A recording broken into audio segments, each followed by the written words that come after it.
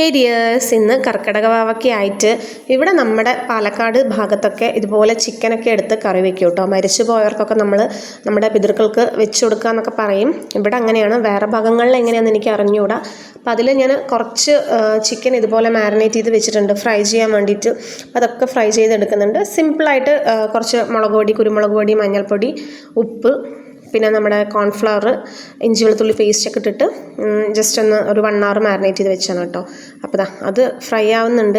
അപ്പോൾ ചിക്കൻ എടുത്താൽ ഇവിടെ ഇവർക്ക് എപ്പോഴും ലെഗ് പീസ് എന്നുള്ളത് മസ്റ്റാണ് കേട്ടോ.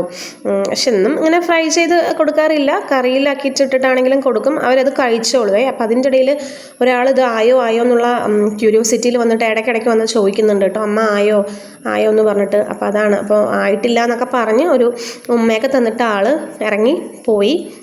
അപ്പോൾ ചെറിയ പീസസൊക്കെ ആയി, വേഗം വെന്ത് കിട്ടി. അപ്പോൾ ഞാൻ അതൊക്കെ കോരി മാറ്റി വെക്കുന്നുണ്ട്. ലെഗ് പീസ് കുറച്ചും കൂടി സമയം എടുക്കും, കാരണം കുറച്ച് എണ്ണ ഒഴിച്ചിട്ട് അങ്ങനെ ഷാലോ ഫ്രൈ ആണ് ചെയ്തെടുക്കുന്നത് കേട്ടോ. അപ്പോൾ അതിൻ്റെ ഇടയിൽ ഉപ്പ് നോക്കാമെന്ന് പറഞ്ഞിട്ട് ഞാൻ 2-3 പീസ് അകത്താക്കുകയും ചെയ്തു. ഇതുപോലെ ഫ്രൈ ഒക്കെ ചെയ്യുമ്പോൾ ഭയങ്കര ടെംപ്റ്റിംഗ് ആണല്ലോ കഴിക്കാൻ. അപ്പോൾ അതൊക്കെ ഫ്രൈ ചെയ്ത് എടുത്തിട്ടുണ്ട്. അപ്പോൾ നമ്മളിതാ വലിയ ആൾക്ക് വേണ്ടാന്ന് പറഞ്ഞു, പിന്നെ മതിയെന്ന് പറഞ്ഞു. അപ്പോൾ ചെറിയ ആൾക്ക് കൊടുത്തു. അവനത് ഇഷ്ടപ്പെട്ടു കേട്ടോ. ഇഷ്ടമായിട്ട് തന്നെ കഴിച്ച് സൂപ്പർ എന്നൊക്കെ പറയുന്നുണ്ട്. പിന്നെ ഉച്ചയ്ക്ക് ചോറും ചിക്കൻ കറിയും ഒരു 2-3 പീസ് ചിക്കൻ ഫ്രൈയും ഒരു സവാളയൊക്കെ കൂട്ടിയിട്ട് ഞാനും കഴിച്ചു. അപ്പോൾ ഇന്നത്തെ വീഡിയോ എത്രയാണോ ഇഷ്ടപ്പെട്ടാൽ ലൈക്ക് ചെയ്യുക. ബൈ.